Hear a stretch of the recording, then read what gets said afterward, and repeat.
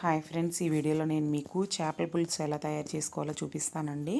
ముందుగా టమాటా ముక్కలు, పచ్చిమిర్చి ముక్కలు, అలాగే ఉల్లిపాయ ముక్కలు కట్ చేసి పక్కన పెట్టుకోవాలి. నెక్స్ట్ ఇవి చేపల ముక్కలండి, పెద్ద చేప అండి ఇది. శుభ్రంగా కడిగి ముక్కలన్నీ ఇలా పక్కన పెట్టుకోవాలి. నెక్స్ట్ ఇందులో చింతపండు కూడా నానబెట్టుకోవాలండి. ఇది దగ్గరగా ఒక పావు కేజీ చింతపండు అయినా ఉంటుందండి. ఇలాగ శుభ్రంగా కడిగి నానబెట్టుకుని పక్కన పెట్టుకుందాం. నెక్స్ట్ స్టవ్ వెలిగించుకొని గిన్నె పెట్టుకొని ఆయిల్ హీట్ అయిన తర్వాత ఫస్ట్ ఇందులో మెంతుల పొడి వేసుకుందామండి.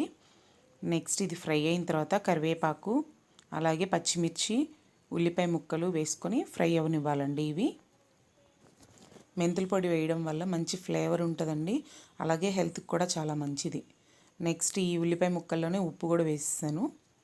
ఉప్పు కూడా వేసుకొని నెక్స్ట్ ఇందులో అల్లం వెల్లుల్లి పేస్ట్ కూడా వేస్తున్నాను. అది కూడా ఆయిల్లో ఫ్రై అయిన తర్వాత టమాటా ముక్కలు కూడా వేసుకోవాలి. టమాటో ముక్కలు కూడా వేసుకుని మూత పెట్టుకుని మగ్గించుకుంటే బాగా ఇలాగా మెత్తగా కుక్ అయిపోతాయండి. ఇలా కుక్ చేసుకోవాలి. నెక్స్ట్ ఇందులో ముందుగా కడిగి ఉంచుకున్న చేప ముక్కలన్నీ వేసుకుందాం. ఫస్ట్ ఈ తలకాయ వేస్తున్నానండి, ఎందుకంటే పెద్దగా ఉంది కదా, సో అందుకని అది మిడిల్లో పెట్టుకొని చుట్టూరు మధ్యలో ముక్కలన్నీ ఇలా పేర్చుకోవాలండి.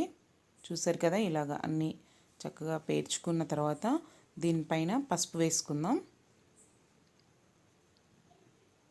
చేప ముక్కలు వేసిన తర్వాత కదిపేయకూడదండి, కదిపితే ముక్కలు అయిపోతాయి. తర్వాత ఇందులో కారం కూడా వేసేస్తున్నాను. నెక్స్ట్ ఇందులో ముందుగా నానబెట్టుకున్నటువంటి ఈ చింతపండును కూడా గుజ్జంతా తీసుకుని ఇందులో పోసుకోవాలండి. ముక్కలన్నీ మునిగేంత వరకు కూడా చింతపండు గుజ్జు పోసుకోవాలి. ఈ విధంగా నేను చూపిస్తున్న విధంగా ముక్కలన్నీ మునగాలండి. ఇలాగా గిన్నె కూడా ఇలా కదుపుకోవాలండి చింతపండు గుజ్జు పోసిన తర్వాత.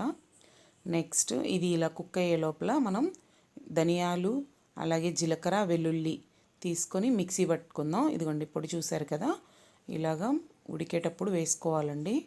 కుక్ అయితే మంచి స్మెల్ బాగుంటుంది. నెక్స్ట్ ఇందులో కొంచెం కొత్తిమీర కూడా వేస్తున్నాను. వేసి బాగా కుక్ అవనిద్దాం.